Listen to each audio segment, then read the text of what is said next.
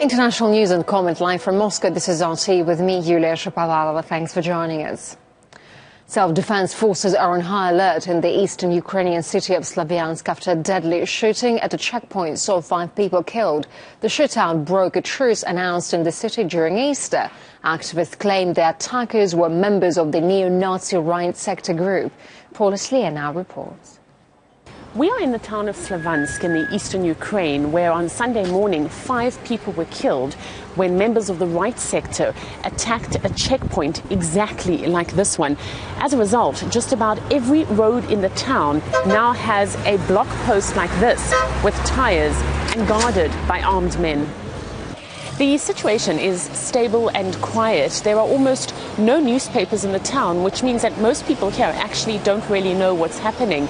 There are also at least 4 tanks like this one that have been taken by these activists. As one told me, today the tanks, tomorrow Donbass.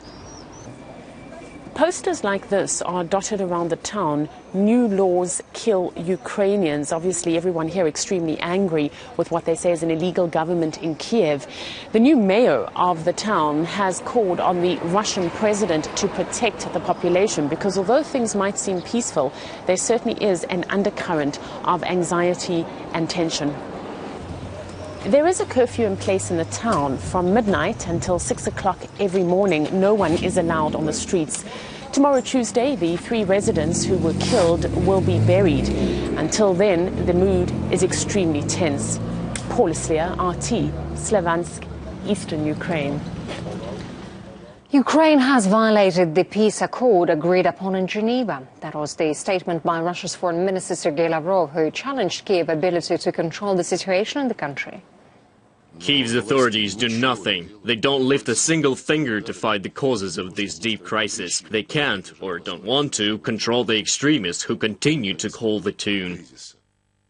And let's now take a closer look at what the Geneva deal actually requires. First, it calls on all sides to refrain from violence. It demands all illegal armed groups be disarmed and that all buildings and public places illegally seized should be vacated. The agreement also requires an amnesty for protesters. And last but not least, a broad national dialogue should be established, extending to all regions. But not all sides are committed to fulfilling these conditions. That's the view of Foreign Affairs journalist Neil Clark. It's clear to me that the Kiev authorities and the Western sponsors are only paying lip service to this agreement. Their actions are saying to us loud and clear that they're not really interested in de-escalation. Quite the opposite. They actually want to escalate this crisis still further, unfortunately. This was supposed to have been a democratic revolution in Ukraine, wasn't it? And yet we've got the authorities using more repressive measures than the previous government did to clamp down on dissent. They're using neo-Nazi groups like the right sector, and the so-called Democrats are using tyrannical methods to quell dissent.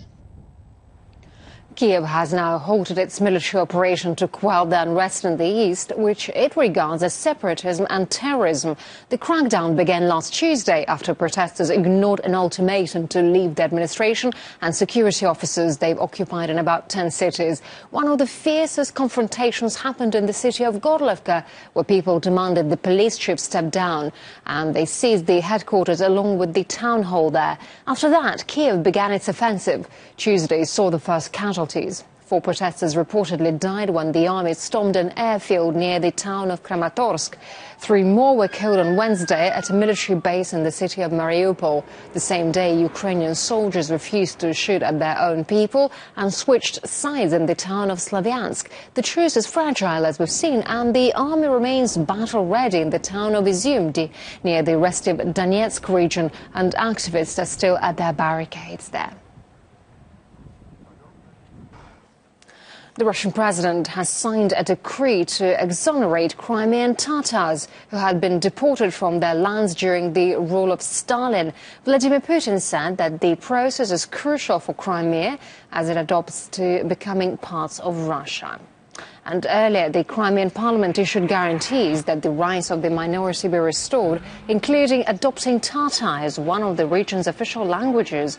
The ethnic group has lived in Crimea since the 13th century, but was uprooted after World War II when Joseph Stalin suspected Tatars of cooperating with Nazi Germany. They were able to return to the peninsula in 1989 and since then have been fighting to restore their rights. Ukrainian troops say they were uneasy with orders to fight locals in eastern Ukraine. Discover the accounts of the military operation and some spectacular photos in the Envision section at rt.com.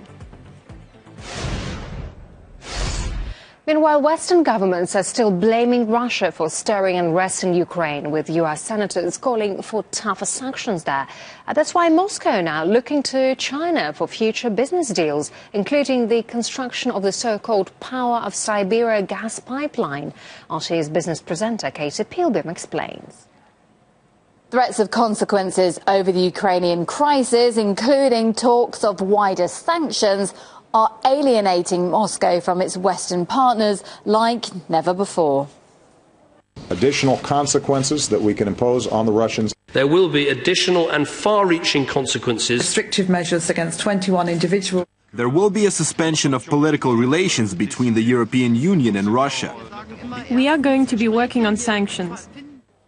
Political pressure means Russia is looking east, seeking closer ties with China. And it's no wonder one of the poorest economies in the world became second largest in just 3 decades.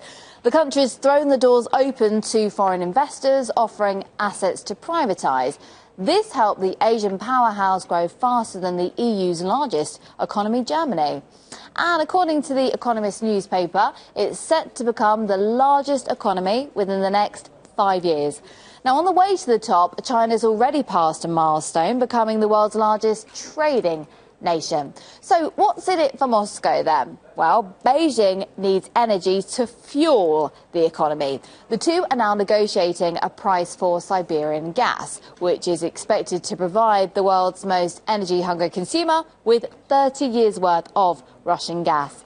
Plus, China needs easier access to the European market. The second deal is a deep water port in Crimea, which could act as a new transport corridor from Asia to Europe.